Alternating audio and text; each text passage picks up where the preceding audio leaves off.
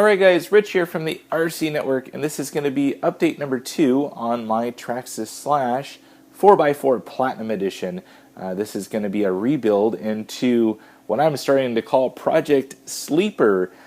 This truck is going to be converted into, commonly known as pretty much a bashing truck, into a full race spec rig to go on an indoor clay track. So I've kind of stripped off lots of things that you see there off of the car. I kind of showed that in my last video. Went over some of my plans, and I'm starting to have some parts flow in here to the Rcnetwork, and I wanted to start showing you guys some of the different parts.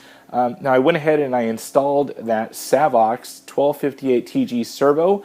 I'll show that a little bit later, but let's start showing you some of these parts. Now, in the previous video, I did show you the Tiken Pro 4 4600.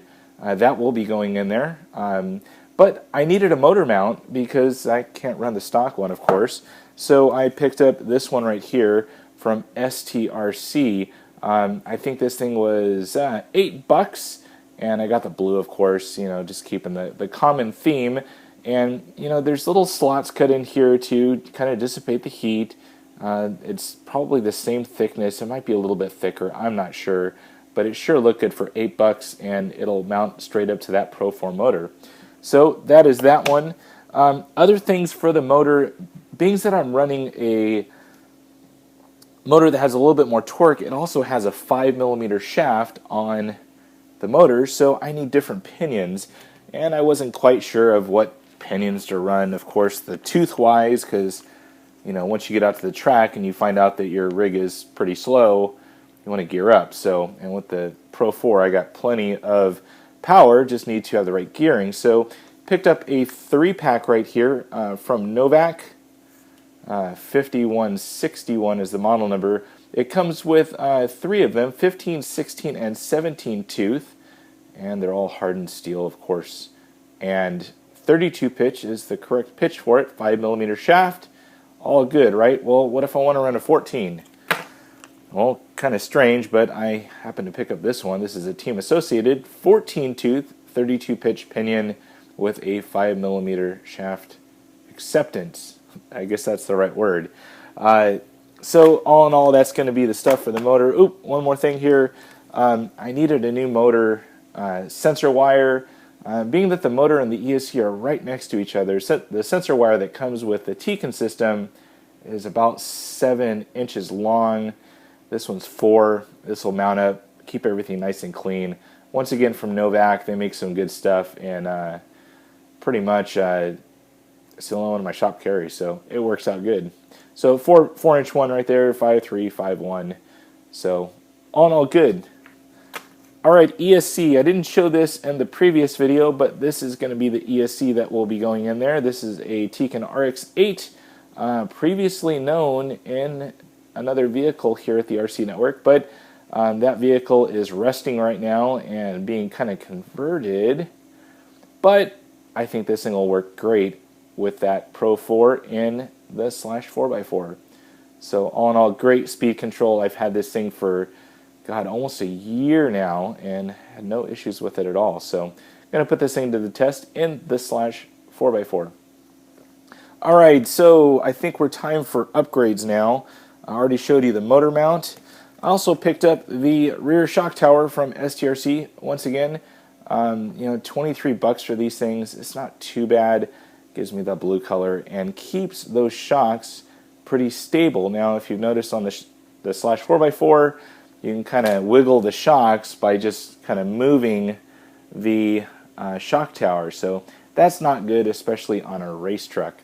Maybe good on a basher because you're not going to break things as much, but on a race truck, you want your suspension acting, you know, pretty solidly. So, also picked up the front shock tower from STRC. Once again, $23, not too bad, and it gives you the nice shock standoffs there as well in aluminum. You have to make sure you tighten those things down because they're not tightened down and Loctited. They'll start wiggling on you, and then they'll bend, and then there's all sorts of issues. So that's one downfall of these, but all in all, should be pretty good. And, you know, I don't want to add too much weight aluminum-wise on this rig, but I think in certain areas you definitely need it. So I think this will be a good addition. that's pretty much it. Let's show you that Savox mounted in there. Now, I didn't use the stock horn because, of course, it's not mated up for the Savox. So I went ahead and I used an aftermarket horn. I went to my old buddy, the TLR22 25-tooth spline horn. It is an anodized aluminum horn, and it turned out pretty nice. So right inside here, you're going to see that 1258 peeking out there, all looking nice and pretty. Got the cord wrapped up into the receiver box. Not sure if I'm going to keep the receiver box. I'm not going to run this thing in the rain or anything like that, so I may strip that thing down and just mount it straight to the chassis there.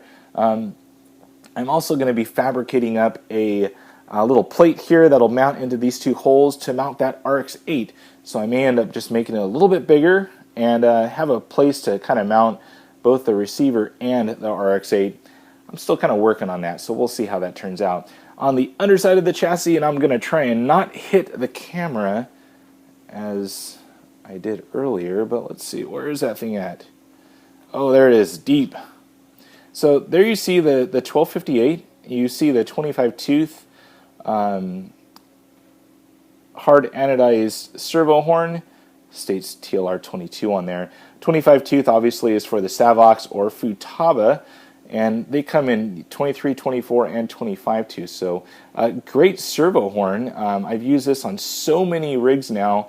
I think I have like, I don't know, 5 or 6 of them just kind of laying around the shop here. So that ended up working pretty good, and it made it up right to the linkage there. Now, being that it is a TLR horn, for whatever reason, the threading wasn't correct, so I did have to use some standard bolts to go in there, and you kind of see that kind of countersunk screw. That's the only one that I had that was the right length. So all in all, pretty good. So that's it. That's the update for today. I have lots of wrench turning to do, and we'll kind of go from there. I have some more parts coming in later today, so I'm probably going to be doing another update just to show you those parts, and we'll kind of go from there. Now, there are going to be a couple of things that I am going to do separate videos on just to kind of show you guys throughout the build. Like, I will do a separate one that will show just how to change out to a center diff. So that'll be coming up. You know, how I kind of got my start in YouTube was my first vehicle was a Traxxas Slash, and I didn't know how to change the pinion gear. Jumped online, I just said how to change Slash 4x4 pinion gear. This was about 4.5 years ago, and oddly enough, there was a guy on there, on YouTube of course, that showed me exactly how to do it, and that's what I'm paying back right now. So I'm going to start showing some little tutorials on the Slash, so stay tuned for those. And that's it. So if you have any questions about this particular video or the parts I'm using, please put it on down below. And as always, thumbs up and subscribe. That's it for now, guys. Over and out.